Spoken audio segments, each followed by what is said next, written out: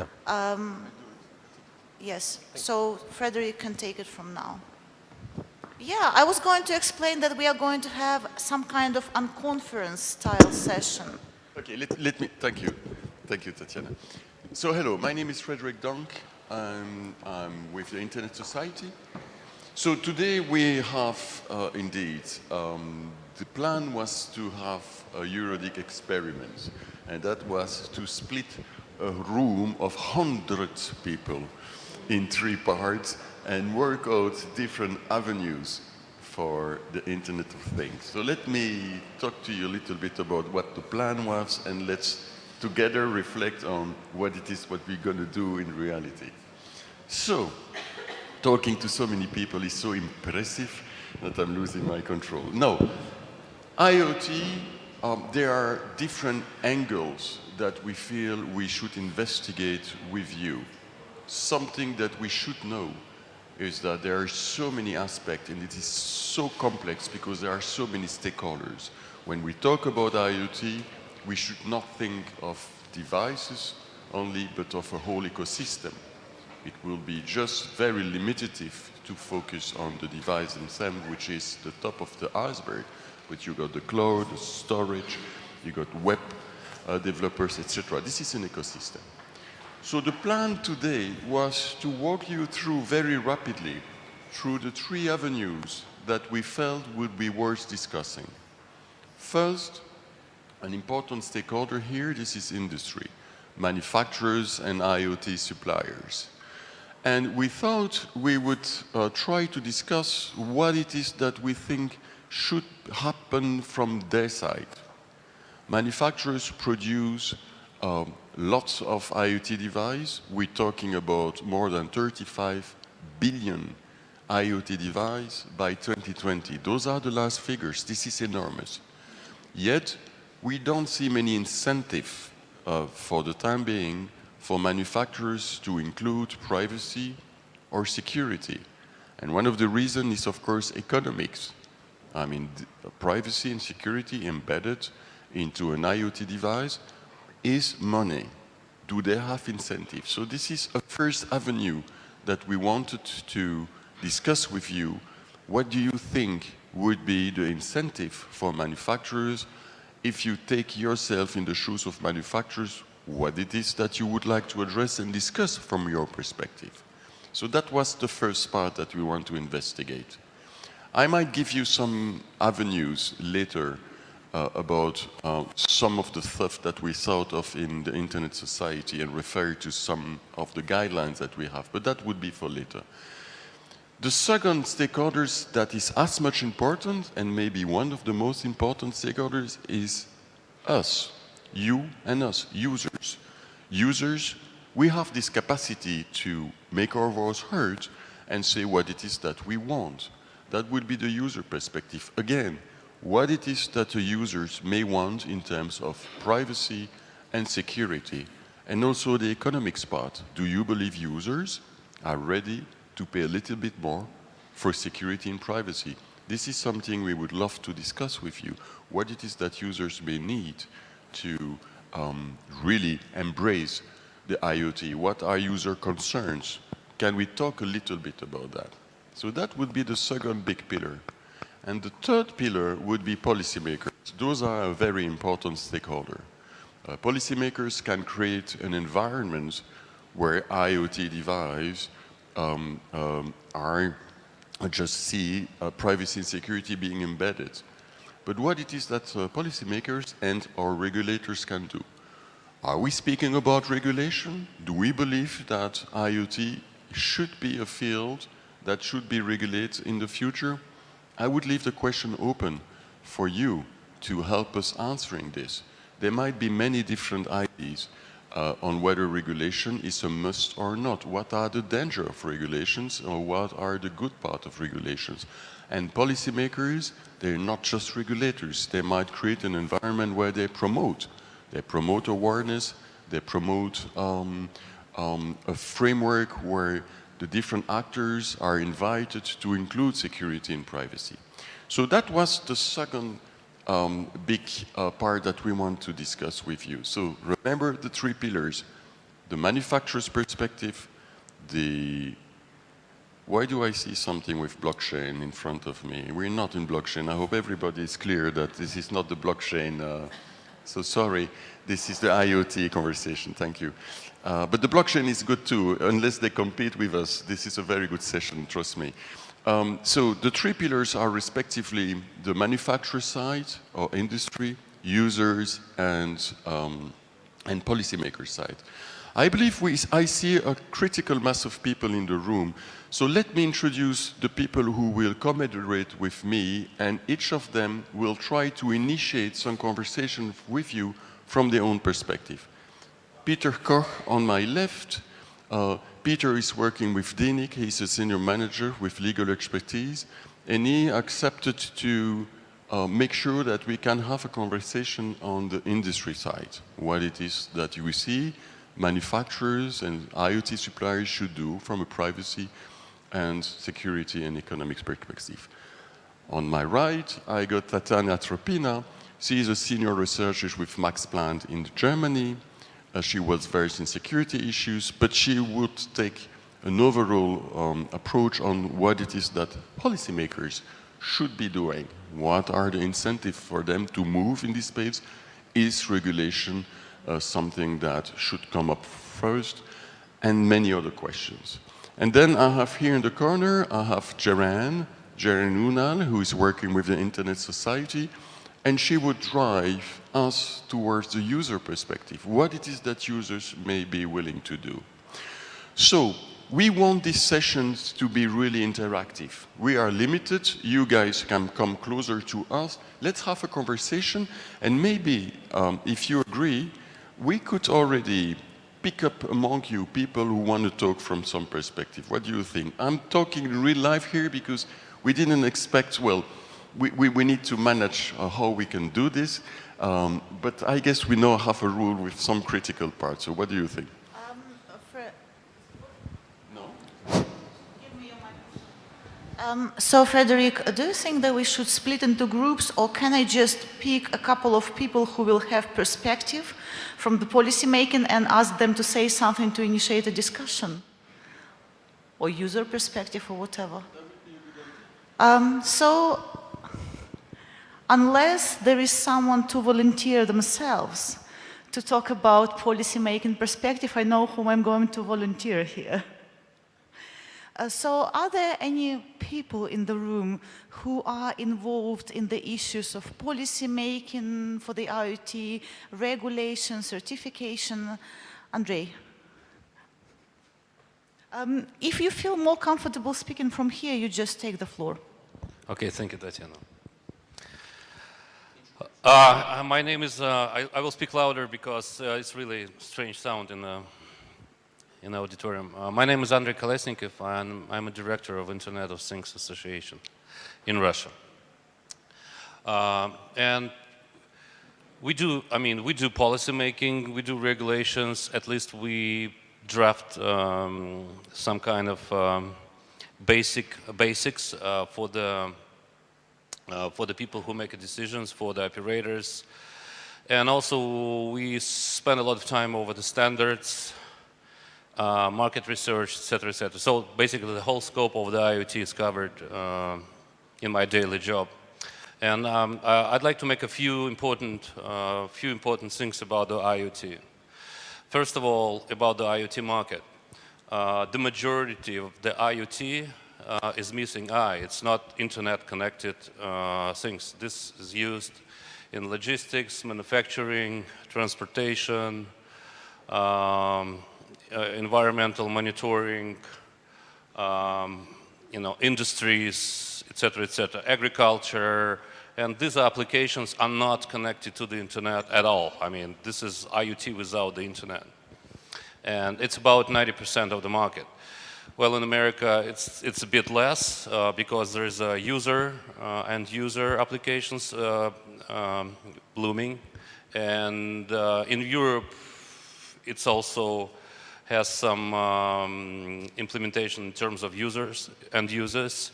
But again, majority of the IoT has nothing to do with end users. It's manufacturing, etc., etc. However, there are very important things. The most popular use of the IoT these days is basically metering of the resources. And in every house in Europe and America, there are smart meters which collects your data about the water, gas, electricity, etc. consumption. And we did some research. For instance, the utility companies who hold all this data from these metering devices, they have a lot of patterns and they know everything about you. They know everything what you're doing when you come home, when your children go to school, etc., etc. Are you at home or you're not at home? Just by combining these patterns of the data they collected. Because IoT has a three, I call it the Holy Trinity. Holy Trinity, and it's important for the regulations. First, it's the sensors and devices. Second is the network. And the third part of the Holy Trinity is the data, patterns, and artificial intelligence, and everything which processes the data. So when you approach the regulations and influence of the end users, you have to consider all these three parts. This is important. Thank you. Thank you. Andre, thank you very much. You know what? Please, have your seat, because we did just decide we will do this experiment with you. So again, forgive us to just do something we never done in EuroDiG, but we believe it's worth it. So we will try to have something which is really participative from this room. So we just decide, stay where you are. To that left part, it would be Peter driving this left part of people sitting there and talking more about manufacturers. Yeah, we should probably repeat for the people who arrived late what we're going to do. But let them see it before anyone escape. This is an experiment. We want the room to participate. Wait a second, Tatiana. We got this middle row here that would be people you will work with us on consumers. So we will just make sure that you guys can contribute and give you your feelings from a user perspective. And this side of the room where Tatiana is would be the guy working on policymakers. Why do we do this? We would like really to have a conversation with you coming from this room where you can express your concerns, and then we will discuss all together what it is that each group will be reporting. So we will ask each of our animators to find someone reporting. So I repeat, we want this part of the room to work out something from a manufacturer's or industry perspective. Yeah, let's say doesn't matter what perspective you have in real life. This is kind of a role play, so you're assuming a perspective, and everybody on this side is invited to have the manufacturer's perspective. Exactly. And same for the others. You are manufacturers. What do you think you should be guided or driven when it's about security, privacy, and economics, of course, because this is important for you? Peter, if you could just take care of this row, of this side. Yeah, this row here. It would be easier if people moved their bodies and their brains over there. And so we can convene and don't need the mics anymore and can have a chat. 30 minutes, that's 30 minutes. Okay. And we need to set the three topics. You're doing that. Privacy, security, economics. This side of the room, I see people trying to escape now. This side of the room is consumers, and this side of the room is policymakers. Guys, okay, let's do that. And then let's report and then have this lively conversation that we wish we have with you.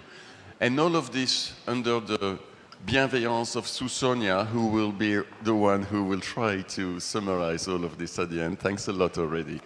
Guys, let's go work.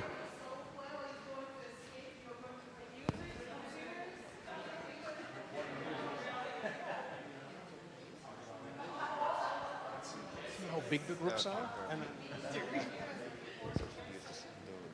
Okay. Manufacturers? Yes. Manufacturers. You're manufacturers in industry? Don't be shy, you aren't.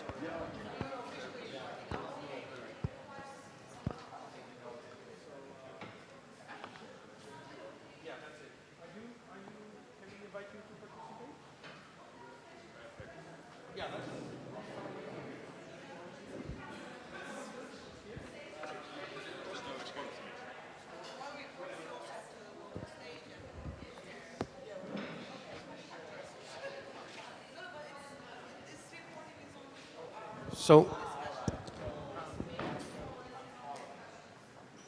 So we need.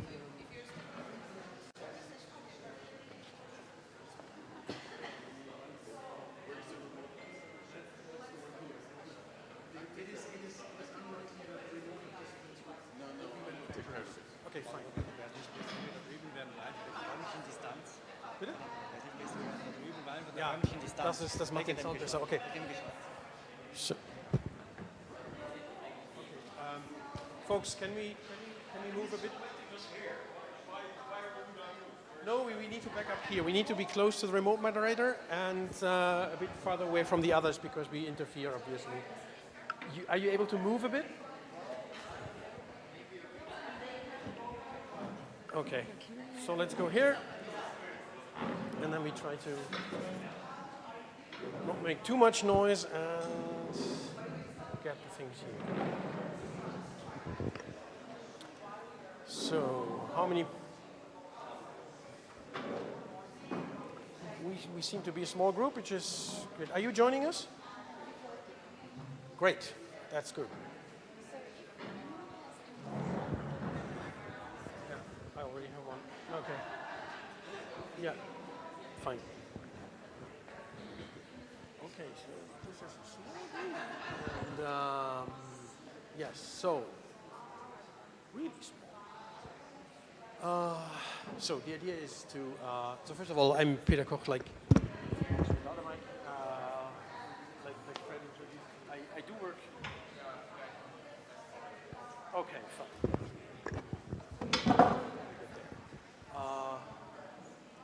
So I'm not a manufacturer. I work for DINIC, which is the top-level domain name registry, and most everybody knows everybody else. We'll do a short round of introduction, I guess. And the idea of the role play is that we all now assume the perspective of the manufacturer, and while assuming this role, we work on 3 questions, and in the end we will have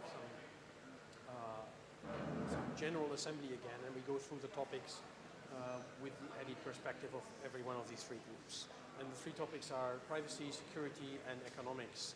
And economics can mean anything. It can mean that the vendor wants cheap chips and the user wants longevity of the products or anything. But we're taking the perspective of the manufacturer.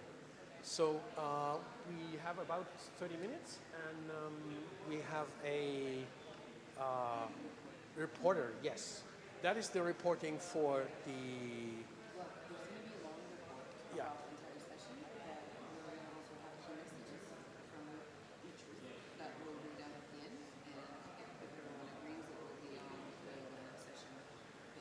Okay, fine. So this is the overall, the general reporting. What we also would like to have is one volunteer, and that won't be me, one volunteer to report the results of what we're doing here to the overall. Are you doing that? Okay, fine. That's good. Okay. So can we do a quick round of introductions, and then just so that we understand who we are? 30 seconds, and yeah, could anyone start?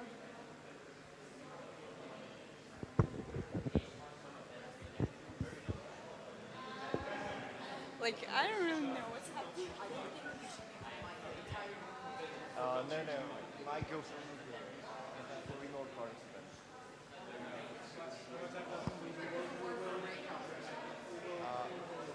No, you won't go.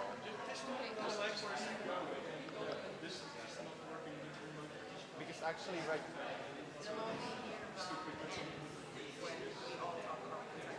Well, in the previous sessions, the way that also one of these sessions and parts after was covered. And actually, right now.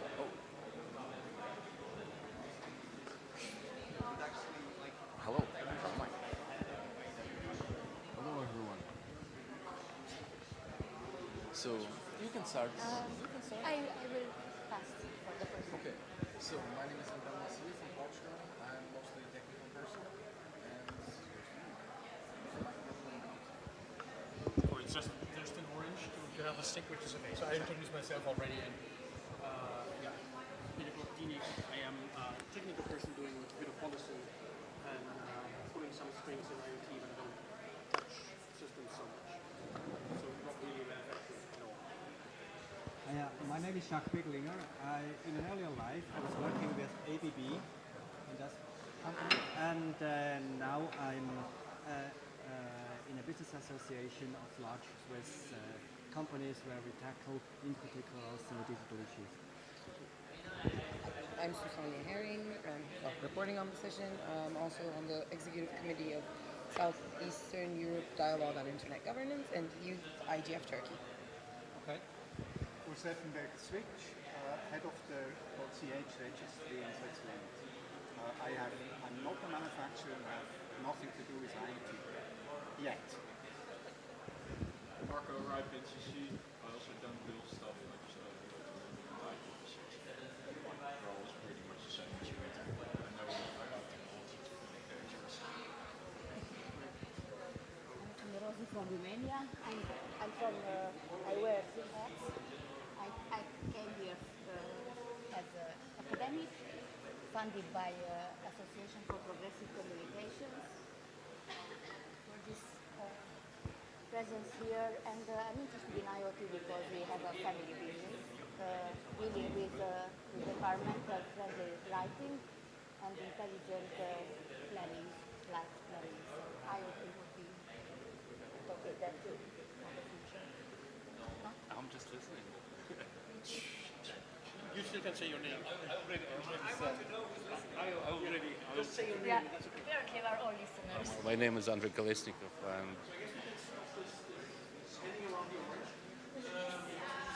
Won't have any transmission. That's okay. So we have these 30 minutes roughly from the manufacturer's perspective. Address the three questions of security, privacy, and talent. We can choose the weight that we put on one of these. I would suggest that we start with one and we pick security just to get it going. We can have bullet items that we would like to convey and what the perspective of the position of the manufacturer. Yeah, if you want, before we go with and how we got our They don't have to be formal messages that go to the organizations or anything like that, but just to inform the others and make, so we should put a stick in the ground, but these things should be like, understandable and maybe controversial so that we get a discussion going afterwards. Nobody will be grilled, everyone will survive, I promise, as far as I can. So security from the manufacturer's perspective. My impression is, I may be totally wrong, but I only started with but security issues are context issues. So actually, it's bonanza time right now, and nobody thinks enough about security. And this will cause an aggression. So what do you do? As a manufacturer, what do you do? Well, our manufacturer, they hire security people, which are shorter price, and they try to find the real balance between being able to show their customers that everything is perfectly secure, and at the same time not to jeopardize too much research and product development with lasting security principles. So basically, this is my assumption is that manufacturers they just go for it, and with security aspects to a certain extent cover their bottom and also for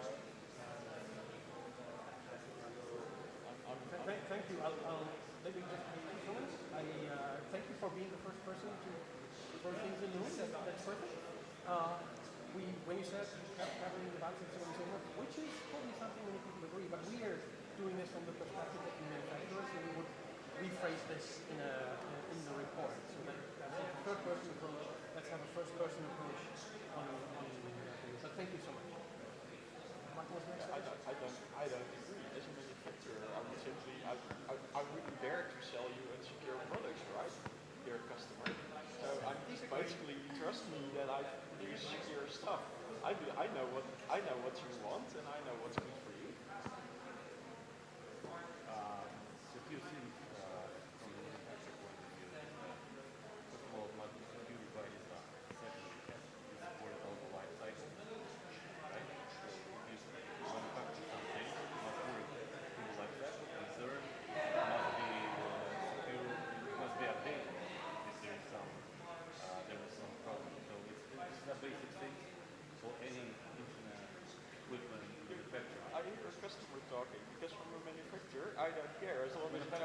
after I've the money, I'm good. If it survives the warranty period, I'm fine. But there are regulatory things which imply.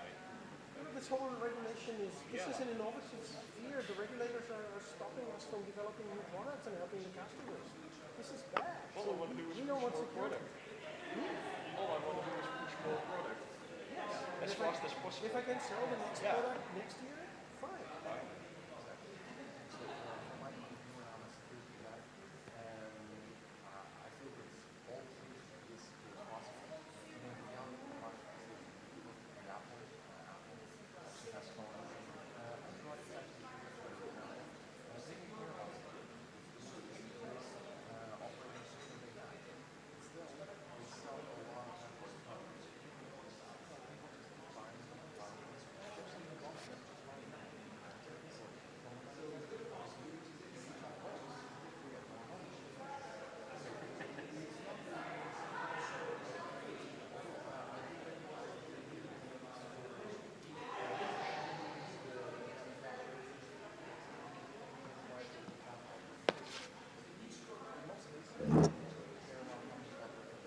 But the trick is also, when things go wrong, make sure you can point to the other guy. When Samsung goes wrong, they'll point to Google, and when Android goes wrong, they'll point to Samsung. Or in the end, it's the user. That's the user who pushed the wrong button, right? Not me. The whole system is designed for end users, for people who are not intelligent enough to understand technology they use. Then, as a manufacturer, I don't know that. But if the users are educated and there is an evaluation, product concerns evaluation system like or any other product in the market, and security becomes a top priority. And this is a perspective. For the moment, it's not possible because the users are not. Who are the users? Users and buyers. Yeah, but Customers. how do we differentiate? What type of customers do we actually have? Don't only think about the light bulb. Think about other things. What customers might we also have? Sorry? Factories, Yes. nuclear state, Industrial IoT, right? And they will have. That's a different thing. I have a feeling that we're talking about the end user devices here. Well, not necessarily. But if you talk about factories or railroad, the guys who's actually taking the decision to stop this kind of technology, they're pretty much aware of the security issues On the customer side? on the customer side, on the factory, railroad, in the car. They know about it. Okay. So they have a certain requirement for the manufacturer to do the whole thing. Crystal, software, and application. Okay, you have a list of requirements and their professional customers. Because otherwise they can we might want to They just can't. different ways, B2B and B2C. Just think about it. I mean, in I don't know, electric station, you will never take some, I don't know, unknown brand, put it, you know. You really think that? No, I know how it's done. I know how it's done. I've been working with the big guys from these big companies. Hang on, just go ahead. Is this a correct assumption that not only professional users are being aware that Yes, they do. Especially if it's critical infrastructure. I think that's an important distinguation for the discussion. B2B or B2C.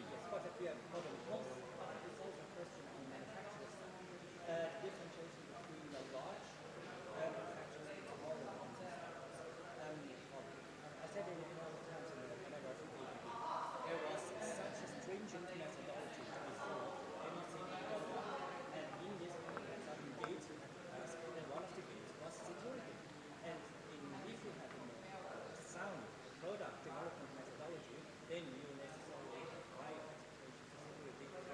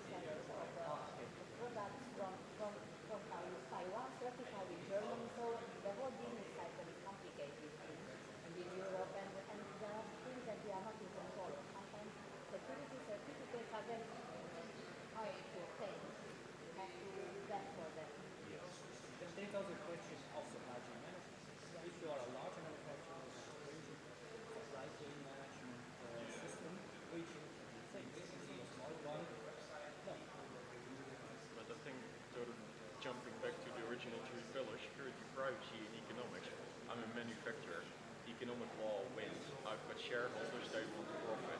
So I need to create as much revenue as I can with as little cost as I can. And certainly the scalability works, like a company like ABB has a bit more flesh on the bones, meat on the bones to spend on product cycles. But in the end, if the customer puts demands in, okay, either the price for the customer goes up, or I still try to satisfy these demands for as little cost as possible. So every corner I can cut, I will cut, because that increases my profit margin. It might not the ethical thing to do, but that's where my shareholders will push me. So to get a message together, kind of, is that the manufacturers would say, well, we do secure products for the professional customers, but others can't afford it, so we don't. And maybe we need to... Good, fast, cheap. I probably prefer the cheap over the fast over the good. Which is fake. The ecosystem of the manufacturers, we consider a few levels. First of all, the chip makers, right? The guys who do the silicon. The guys who building the software, and there are guys who's writing the application. And there are also people who are getting it all together into one system. So it's actually the multi-level environment. So if you talk about the manufacturer, the silicon of the chip must be secure. The microcontroller for the chip must be secure, right? The application which runs on top of it must be secure. And the guys who combine it all together and bring it to the cloud, to the edge, Okay. also must be secure. In the interest to get to a message, let me provoke you a bit. So is it you're playing a blame game, like the integrator points to somebody else? Somebody else in the chain is responsible. Is that what you're saying? No, I'm just saying how it's all done. I mean, how the whole. No, but what do we say? The point is, we are the manufacturers. We are confronted with the users of policymaking. We need to defend our position. Yeah, Somebody else's problem. It's either the consumer is stupid or the policymaker didn't tell me what to do. On each step of the chain, it's always, is it good enough for the one who wants to buy it? So the chips are sold to the next higher chain, and they say, is it good enough? And if it's bought, it's obviously good enough. So it's the consumer's responsibility. The consumer decides what he buys. I mean, this is the critical part. And development security, all aspects, also color, is always good enough to be bought. So using consumer Okay. design to security. Objection just makes sense. The consumer decides what he buys. Yes, And implicitly accepts what he gets. Okay, so are you saying that the consumer decides on the security indirectly? Yeah. Provided the consumer is learned enough to assess what he is buying. If that consumer has no idea about security and doesn't get it, then he will buy it. So we are driving this a bit too. I mean, I'm really sorry. We need to wrap up almost. I got to see. We're 5 minutes in. Yeah. Okay, so one of the things you have chips, there's a whole chain, and when you have a chain where this goes in the cloud, and you have a lot of cloud providers that supply IoT now, like Microsoft and Amazon. And the funny thing here is, in terms of security, most of the devices are insecure, but it's those manufacturers, or those cloud suppliers, that are actually aiming for security. So they want security. Microsoft, Amazon, Google, they strive on security, and they try to make the devices as secure as possible. So instead of the manufacturers that actually do the security part, it is the cloud providers that are actually forcing that onto the suppliers. Again, that's what he said, but it's a sales argument. People demand security, so they're all going to say like, oh, look how secure I am, until it's no longer secure. And that's the hard reality. Security is not the binary. Security is a window. We all thought the Intel chips were secure, and all of a sudden it was like, oh yeah, goodbye, thank you. So hang on, I need to interrupt. I'm sorry, but we have two more topics. I guess we skipped the privacy part because from the manufacturer's perspective, we need to address the economics, right? And the economics play together with the security. So Let me just 30 seconds. For example, Amazon is now extending its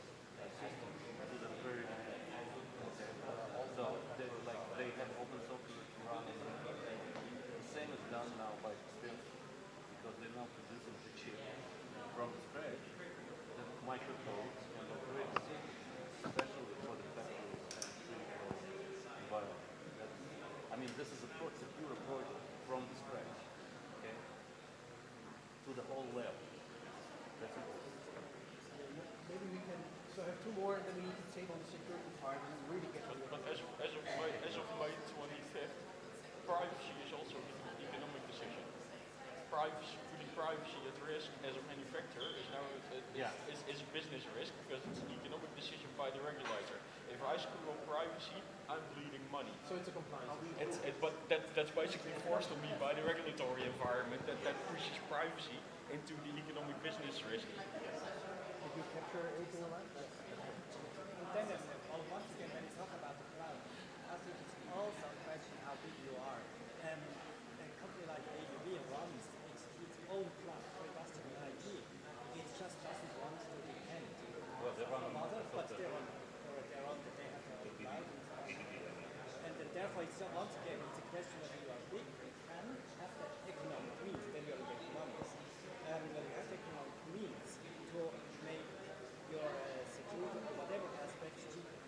Okay, but there's one assumption in what you said, and that might be we need to distill out of this a bit. What are you making the money out? Selling the chips or selling something else? Selling an ecosystem. If you are different partners, different stakeholders. Okay, so that's the service, right? So the manufacturers would sell the product, but a service on top of it. There's basic pyramid of value, okay? The guys on the very bottom, the guys who do things like less profitable, and the guys who do the applications are the most profitable. So, you know, there's just the network, the cloud, and the application. And as you move up, you have a more value. So, basic economics for the IoT. Now, when I come back to what Uri said, it's basically, it doesn't matter where in the chain, it's good enough. What I'm selling is a feeling to the customer that what he's buying is the best value, is best for value. I'm going to be the best and the cheapest. He wants good and he wants it cheap. So that's his, wherever I'm in the chain, when selling something, I'm basically trying to convince the customer that I'm the best he can get for the money he's willing to spend. So essentially what I'm selling is a feeling. Well, but you So, also selling an ecosystem, hello? which means that you want the customer. I want lock-in, yeah. Yeah, exactly. Yeah, I want lock-in because that Manufacturer would gives the customer less Hello, hello? choice, which makes it easier for me to sell. So what machinery is this? You have these building, exactly like that. You have them all connected, all these lifts, IoT. They work and great, they're really working hard on it. So, and in the end, it's a service. Exactly. So, please roll out. Hello, hello. Yeah. So 1 minute, please. If each group can wrap up and prepare your report. 1 minute. Our marketing departments would kill us if we say we want vendor lock-in, we want something else. It's convenience. You have one single shop, like we said. You have multiple buildings. All the elevators are manufactured by ABB or managed by ABB. I get one invoice for all my property. I get one invoice for the whole plant. That makes it easier for me and makes it One-stop shop, full service. Yeah, full service, one-stop shop, turnkey. There are other cases. For example, companies like AT&T and T-Mobile, they don't build their own cloud, but they do sell to their customers the services, and the services are served from Amazon, from IBM Labs, etc., etc.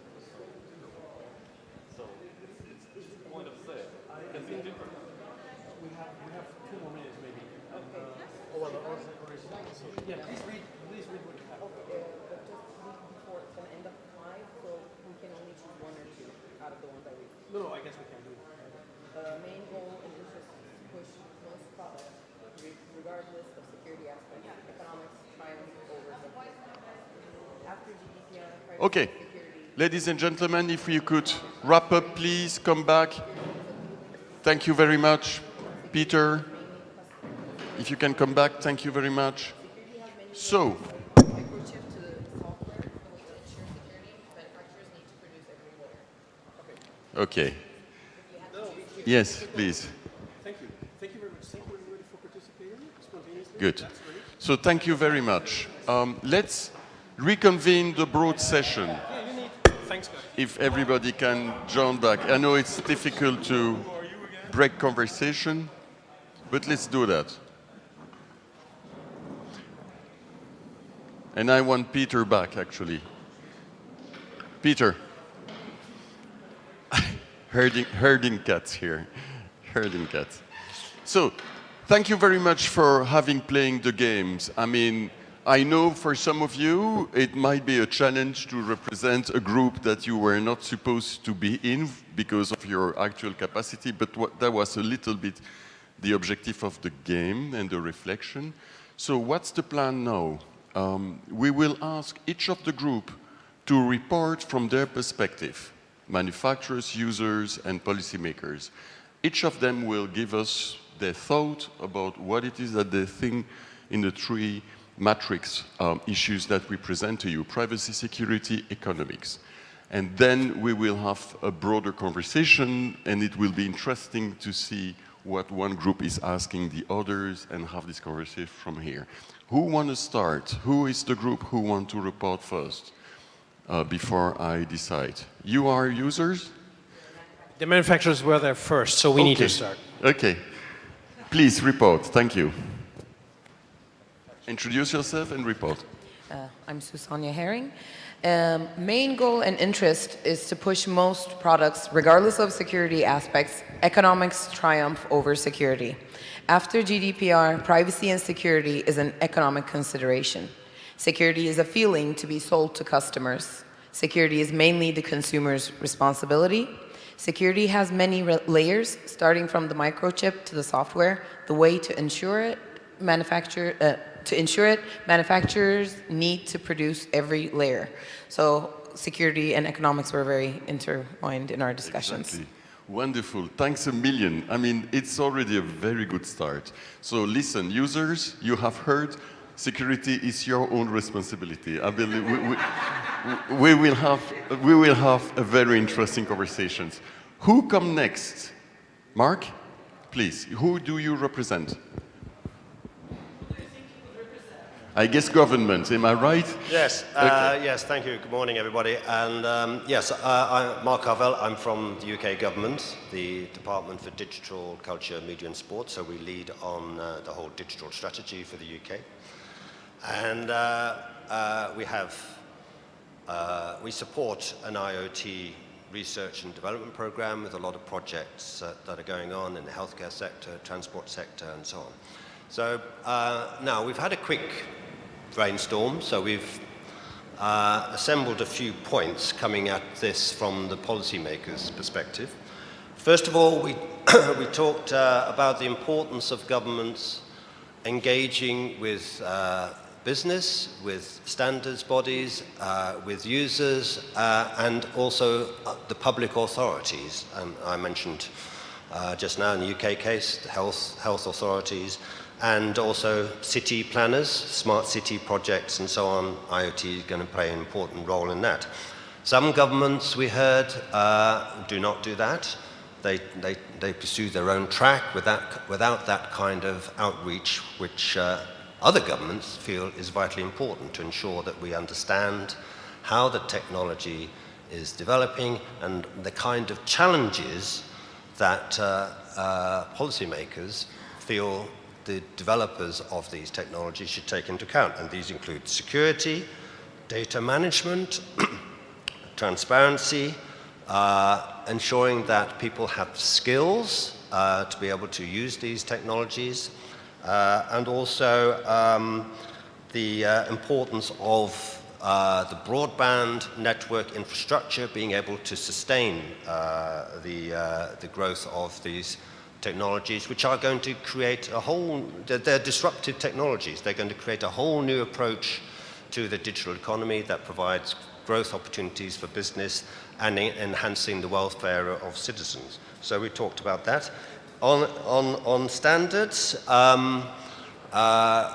many governments support them being industry-led in the development of standards. So it's important to engage with the standards organizations internationally to ensure that the global standards prevail in the development of these technologies. So you build in security by design is the term, And we, in the UK, for example, we have a team looking at this. And we will have a workshop, by the way, I will flag this at the IGF, to talk about this, security by design, in the IGF in Paris. Importance of developing policy approaches that connect with what businesses are looking for, what citizens are looking for, is vitally important. We also talked about the risk of counterfeit devices getting into the markets and what are the means of preventing that. Cheap imports of counterfeit devices which will not have those standards built into them. That's a big risk. So it's an issue for us in government, an issue for the private sector. How do we deal with that problem? We also heard that some governments I think I understood correctly, in this region in particular, are focusing too narrowly on e-government services, on e-skills, and not looking at the wider economic impacts and commercial opportunities that IoT technologies are going to create. As I said earlier, the emergence of the new digital economy. Some governments are not approaching this with that broader perspective. Our final point, metrics on take-up of IoT devices, how they're being used, and gaining a better understanding of how these technologies are evolving for the benefit of businesses, of city planners, of transport authorities and health authorities and so on. Getting the metrics is a vital issue so that we understand better how these transformative technologies are actually going to help. I think those are the main points. If I missed anything, please chip in, colleagues from the group. Thank you Hope very that's much, helpful. Mark. Thank you. Thank you very much. Nice move from the government. I don't want to hijack the conversation that you will have in a few minutes. I haven't heard the word regulation nor certification nor trust mark. It was a clever move from the government. Let's see whether users might talk about that. Please, users. Please introduce yourself. Hello, I'm Claudio Lucena, Foundation for Science and Technology in Portugal, and reporting the session for Geneva Internet Platform. From users, among other things that are coming in the final, more thorough report, I got 3 bullet points that I think are worth mentioning, and then the group can discuss to which extent it is valid. First one is that, contrary to what you mentioned in the first intervention here, information about the security and safety of connected devices must be clear, objective, and intelligible. An excessive burden on vulnerable users who normally lack the necessary expertise will not improve the overall cybersecurity environment. Second, it is whether it is through more informal mechanisms or a more formal accreditation initiatives, users want devices to be tested collaboratively whenever possible, so as to ensure diversity and confrontational views, as well as diversity of independent sources, and officially verified if viable. And the third is that security and safety of products which are designed for children's use is particularly sensitive, and it may also be a good point from which to start in setting standards, since people tend to raise their concerns and awareness when these interests are at stake. I think this is a summary of what I've got. Anyone from the users group want to add up? Thank you very much. So, let's start from here. And again, thank you for playing the game and putting in your shoes that might not be yours, especially manufacturers, and I thank them for them being so frank, at least in this room. So, users and policymakers, I've heard you engaging in a very wide way with some clear requests of engaging the different stakeholders. And in the same times, I believe I understood that security might just be an affair of some of you, but not all of you. Someone needs to comment on this. Do you believe security is just a user's affair, or it's just a responsibility of government to do this? What do you think? Who wants to take it?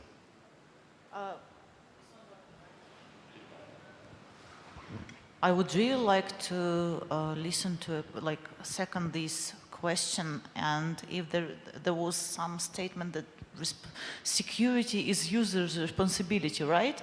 So the group somehow came to this conclusion, so could someone I possibly comment? Because it's interesting development. Yes, I think the press person here just misrepresented our position in a way that is not acceptable. Go for it. What we said was that the user or the consumer actually decides by their decision about buying this or that product what security level they are willing to accept, and we're going to build products that are of utmost security grade if people are willing to help us getting our investments back. They need to buy our products. We present them to the market. We have super secure things, but nobody buys them. Everybody buys our other things, and then afterwards complains that they are not secure. They need to make sure that they have an environment that is secure, where these systems can actually be run well. We can't run the users' devices and the users and the consumers. It's not only users, it's also other business customers. They have responsibilities for their industrial networks. We can't take that. Our products are secure.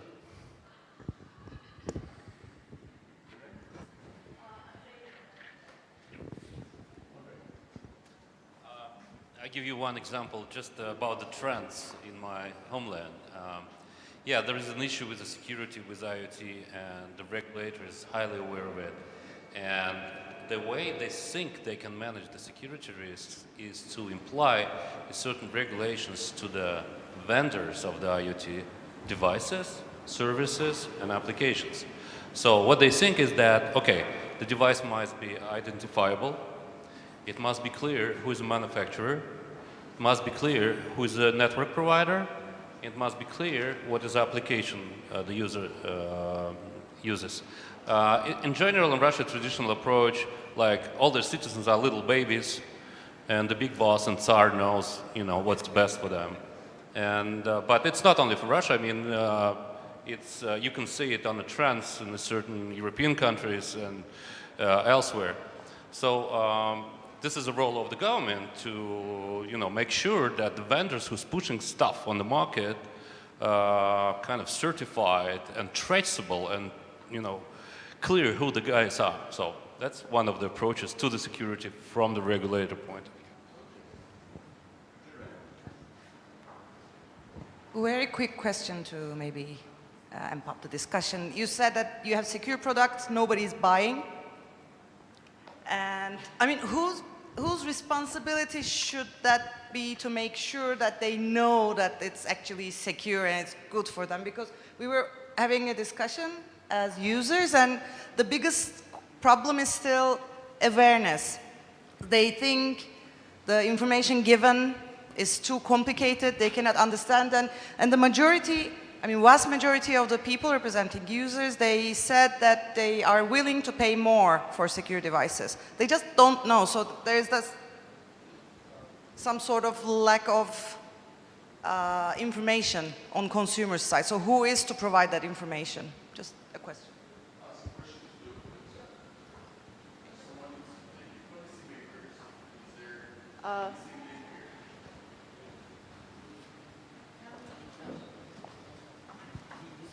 Hi. So, anyone else? Okay. So, my name is André Melancia from Portugal.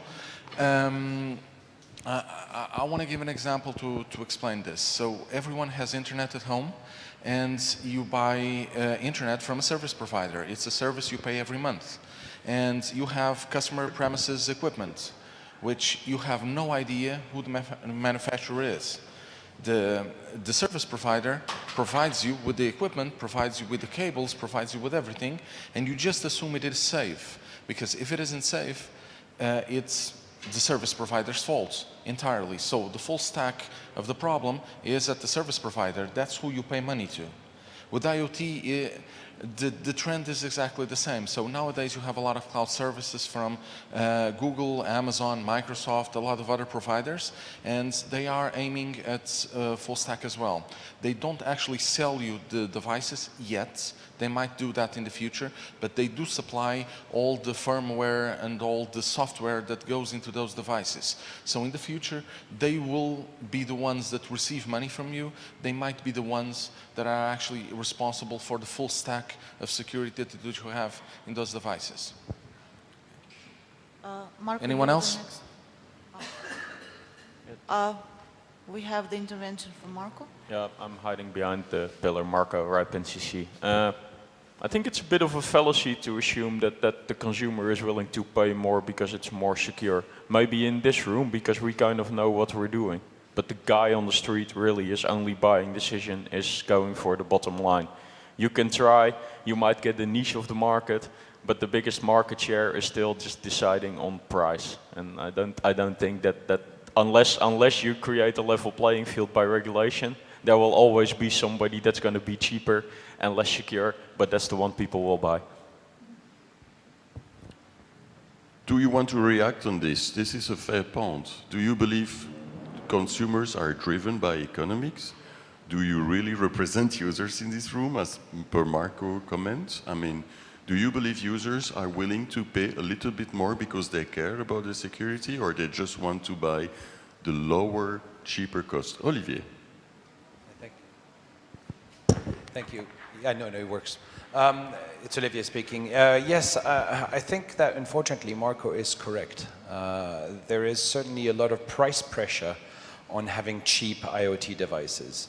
They are, because often these devices themselves are consumer devices that might be worth, I don't know, 20 euros or 30 euros, and bringing more security to them might add another 5, 10, 20% on the price. And when when all the devices are next to each other in the shop or on your favorite e-commerce website, that $5 or $10 or euros difference makes a difference, and people tend to go for the other thing.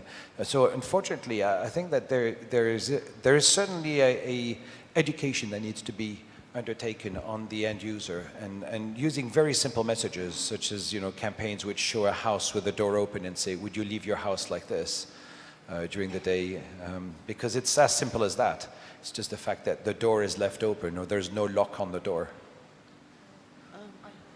So, your point about education, who do you think should be responsible for this education? Manufacturers who want to sell more expensive but secure devices, or governments? Or who? I mean, education is a very good word, but who is going to educate? EuroDiG is certainly here to educate. I think, and that was something we also decided, there is a bit of a gap between sort of B2C. A lot of people think IoT for sort of consumer devices, your smart television, but as you rightly pointed out, there's a large chunk of IoT is bought by institutional players, which, back to my point, also the institutional players are pressing you for price, not for quality. If you're buying smart meters and you buy 10 million of them, you want them cheap. But I think that's an easier channel to educate, because it should be easier to reach out to those institutional buyers and tell them what they should do. At the end, the guy in the street, you're going to have a really hard time doing that. So, Mark, I didn't want to jump on you, but as you volunteer, I'm so happy that you just raised your hand. There is a vicious circle here, obviously. There is a security issue. Manufacturers say, we're selling security devices. Users say, we won't buy this at the lower price possible.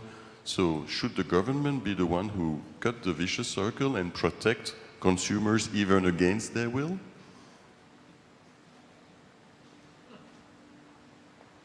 Well, I come back to what I was saying about security by design. This is, a key response to this problem that the UK and other governments, the Dutch as another example, of making sure that the devices that are going to reach the market are inherently secure. So you don't have this sort of variation in what is available in the market. And that if the manufacturers play their role and say this is a reliable device that has embedded security protocols in it and is a device that can actually adapt to enhancing those security protocols. That's, that's what the market should be delivering.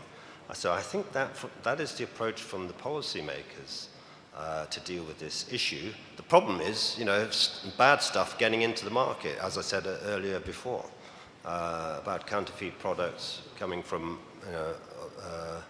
other sources. I won't say obviously where that might be, but I think that's our approach rather than regulating the market top down. If that's the inference as an alternative approach, that's certainly not what we would do. So precisely about that one, I see you, Marco, and I want the room to respond to this. We have those dolls who will invade the market soon, coming from some Asian country that we won't name, but some of the biggest producer in the world will soon come with millions of those easy toys for kids with chips that will make it connected to the internet. How possibly could a government, for example, UK, I don't want to pick UK, and by the way, Mark, you cannot say it yourself, but I will say it for you. The UK government released a wonderful paper that I would invite you to read about IoT and security. Really, it's worth it. How could you think of a European government or any other government installing some environment where those dolls, when they cross your borders, become safe or secure by design, where they have not been built by design? What is the solution? Is certification something that we need to address seriously? How would we do that? Andre and then Marco. Yeah, I'll be quick. We can see a trend, first of all, of data localization. If you buy things on the Express, like trackers or little things which actually send information somewhere to the cloud, which are really, really like, you don't know where it is. It's somewhere in China, and you have no control over what's going on, what kind of data is sent from your device, why it's going to the cloud somewhere, etc. So there is a new trend called the data localization. Actually, for the critical applications, like in Germany, all the data generated by the devices must be stored locally. It's one of the trends, maybe with a little help, maybe we'll help it a little bit in terms of security, where your data is going and how it's being managed. So it's just a little trend. You can see it in many places now. Yeah, it's Marco again. Actually, question for Mark, because we can try and ensure that the device that is sold is secure, but security is not a state. Security is continuously evolving, and especially with longevity devices like IoT sensors that are going to be there for 10, 20 years. What are you going to do is 10 years down the road, I find a security vulnerability in your install base of a few million devices, and the manufacturer is long gone, because then I will be looking at the government. Wait a second, Mark. Maybe you want to say something? Actually, Marco already said most of it, but let me just remind you what happened in January. We had Meltdown and Spectre. These were two very problematic security issues that actually existed for over 20 years. These were not new. So all the manufacturers over 20 years built chips that had these kind of problems, and no one assumed this was a problem. But it was obvious that was a problem. So how do you solve, in terms of regulation, how do you solve problems that are ongoing? So you have two types of problems. You have the basic security flaws, which is it's inherently insecure. Everyone looks at this and sees it's obvious it's insecure. But then you have other stuff it's industry standard. You don't assume that's a problem until someone gives you a proof of concept that says, like Meltdown on Spectre, this could be insecure. So the two levels are very different. The obvious ones are easy to regulate. The not obvious ones need different approaches. Yeah, thank you. So Spectre and Meltdown, by the way, were the 1 in a billion clashes, and we have multiple others. Now, back to my role as the manufacturer. As a manufacturer, of course, we want level playing field within our economy. We are building these devices, and if some other manufacturer from some other regulatory environment comes in and then destroys all our efforts of security, we can't stand that. We need to protect our investments. At the same time, though, we want to be able to innovate. And we also have lots of startups, and they cannot afford expensive certification for small volume series of innovative products. And much of the IoT is small products and small lines of products. So what we also don't want, we enjoy the telecoms liberalization that was done in the 90s, and we don't want back to the plain old postal certified telephone. Even though if you think about it, you already have one of those already, because who controls the App Store does that, but rant aside. Anyway, as a manufacturer, I want to be able to innovate, and that certification thing, that scares the hell out of me, because it would not only be the physics, the product, but all the software. And even we couldn't even deploy security fixes unless and until we get the software recertified. So we see that the fire is burning and we can't deliver the water because the pipe isn't certified, and that must not work. We need to be able to innovate. Before, Olivier, before you will get the microphone, I think that the group of the policymakers also discussed instead of governmental certification or regulation, standards which are set by the industry setting standards and then getting them cross-border by somebody, by standard setting bodies which actually can enforce them instead of the government. So I don't know how much of the contribution to answer to your question this is, because there were some calls for regulation as well, but we mostly agreed on the standards. I don't know if this problem security could be addressed by such standards. Olivier, you are the next in the queue. Yeah, thank you, Tanya. Olivier Crepin-Blanc speaking. Just mentioning standards, I think that every single product, and taking a Eurocentric view, since this is EuroDiG after all, every single product that is sold in Europe, whether it's food, whether it's electrical goods, whether it's clothing, anything, housewares, all of that always goes through specific standards. And one common standard for all of these goods is the CE mark, which makes it possible to sell in Europe. There are other marks, such as the TUV and the different standards by different European agencies when it comes down to electrical goods, so that you don't get electrocuted by these goods. So there's a minimum of safety. They have a fuse in case you decide to put your toaster in your bath or stuff like that. There are other standards with regards to paints, so that you don't get intoxicated by lead, and also with regards to toys, so that children don't end up eating up bits of their toys and choking to death. Great stuff, isn't it? Choking to death. Well, you know, security of devices such as those is equally as important, because it's to do with privacy, it's to do with your own personal life and intrusion into your own home. Should there be a standard also developed or standards developed that would actually test out devices, that would also be a trust mark or something that would be required in order to be able to sell those devices in Europe? There's always this thing of, well, yes, you know, you can have some devices that will come in. I think Mark had mentioned, you know, the fake devices or the sort of counterfeit goods and so on. But that's already covered. You know, counterfeit goods are already somehow blocked at the border as much as they can. But at the moment, what we're really dealing with here are legitimate devices that are sold legitimately in the region and that have no security whatsoever. Thank you, Olivier. Can I leave this question open, because I would like, in the remaining 10 minutes that we have, to switch to the privacy part of this conversation. Security might have a public interest. I might understand that some stakeholders might be willing to avoid at any cost the fact that there are massive attacks through billions of IoT devices. What about privacy? Do you believe that users should also be informed about when your daughter talks to her little doll, which is connected, to who she's talking actually, who is recording what she says? When you go on holidays with your little doll, someone can track where you go because she is in your car with this tracking device, etc. We got plenty of examples of privacy-related issues. Do you believe that privacy should be addressed in the very same way as security? Should there be notification of privacy, trust mark of privacy? What is the user perspective on this? What did you guys want in terms of privacy? Did you discuss this from a user perspective? Please. So, for what I see, and not only IoT, let's compare this with the apps you have on the phones. Maybe speak louder. Okay, I'll try this one. Okay, so let's compare this with the apps you have on your phones.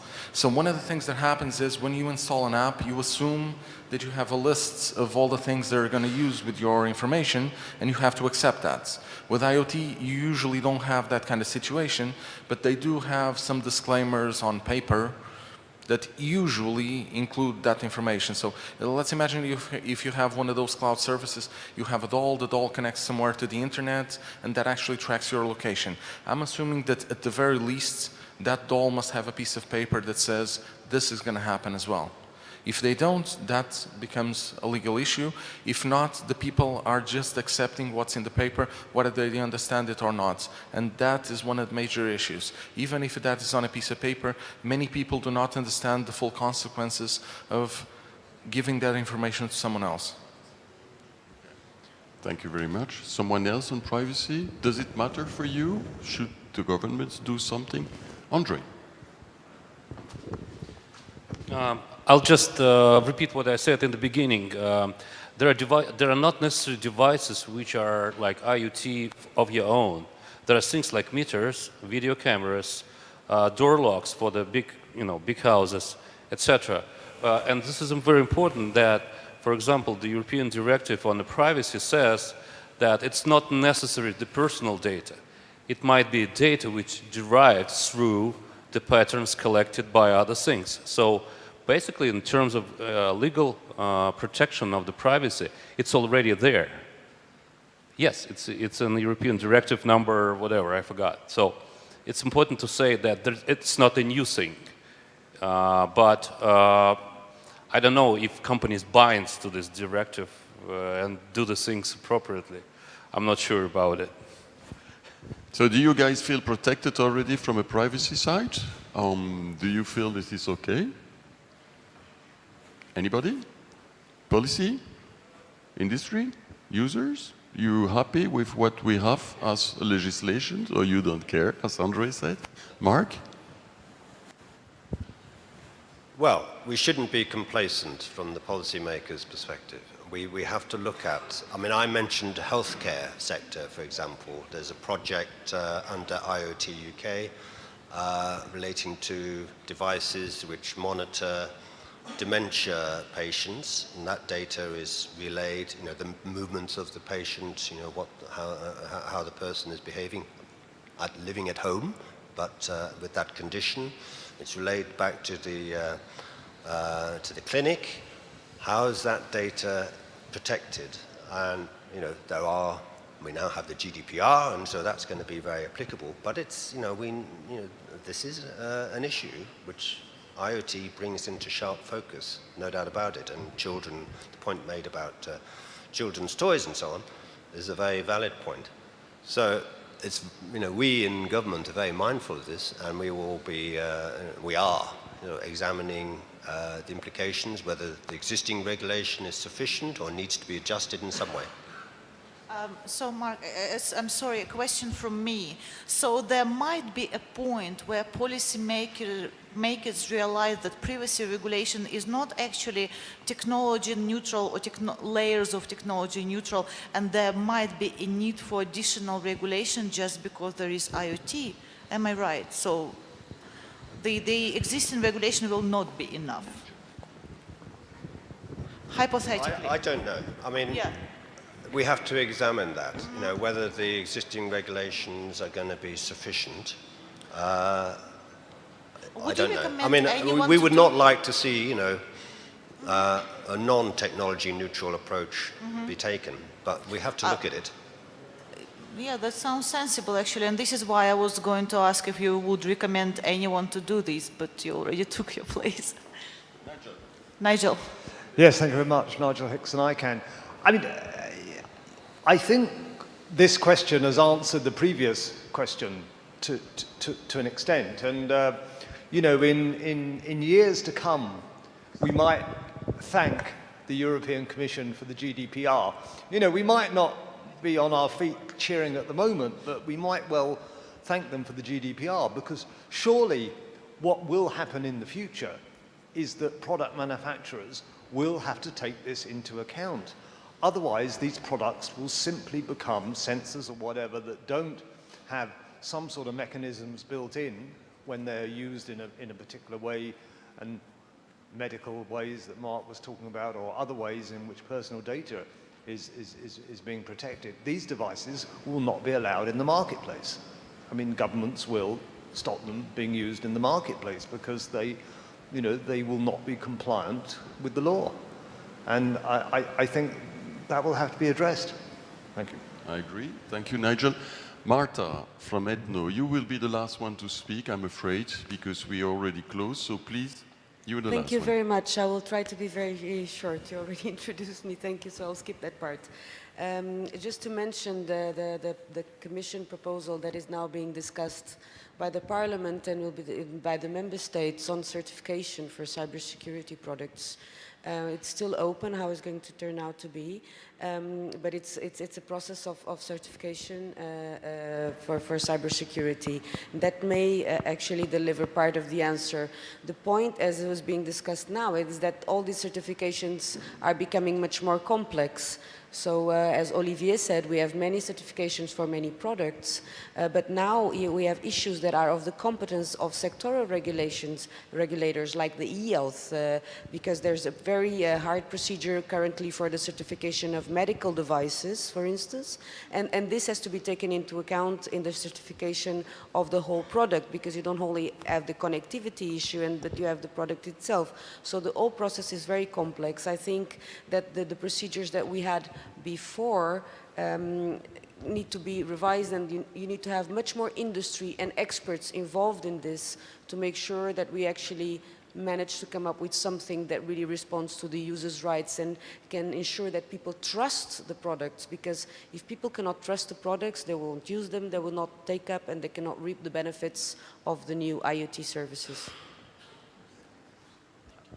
Thank you very much. Actually, it is very sad that we have to wrap up just when we came to EU proposal and certification, but I think you summed it up in a very nice way, just brought all together: industry, consumers, governmental regulatory certification initiatives, and trust.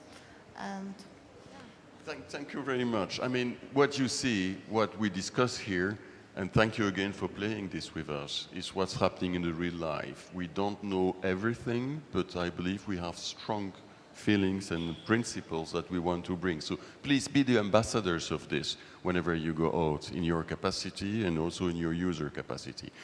So Sonia, I feel a little bit for you now, because you will have to sum up this conversation and propose some bullets. And well, back to you. You know how it works. So Sonia will just suggest some broad lines that we might agree as a conclusion. I'm going to sit down because, yes. Some of them are longer, and as a disclaimer, these will be edited, but one second, please, I'm sorry.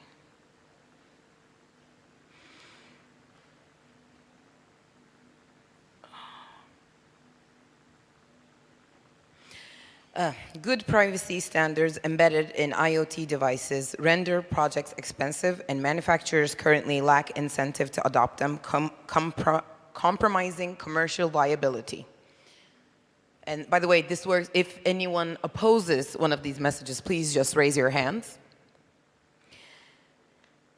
The security and safety for products which are designed for children's use are particularly sensitive, and it may be a good point from which to start in setting standards, since people tend to raise their concerns and awareness when these interests are at stake. The government shall engage with business and citizens, should engage with business and citizens for IoT research and development, meet the demand for public good, healthcare, transportation, smart cities, but propose some commercial incentives for manufacturers as well. Privacy and security by design must be kept in mind, but we shall work with industry to set standards at the global level to ensure cross-border flow of IoT technologies and devices.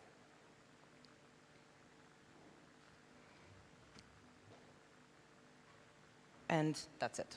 Wow. Thanks a million. I believe those are very good points. Yeah, you can clap her because those are very, very good conclusions. And thank you, Claudio and Jelma. And I who would also- like here the three moderators to thank you because you have been a wonderful audience, so thank you too. Thank you so much.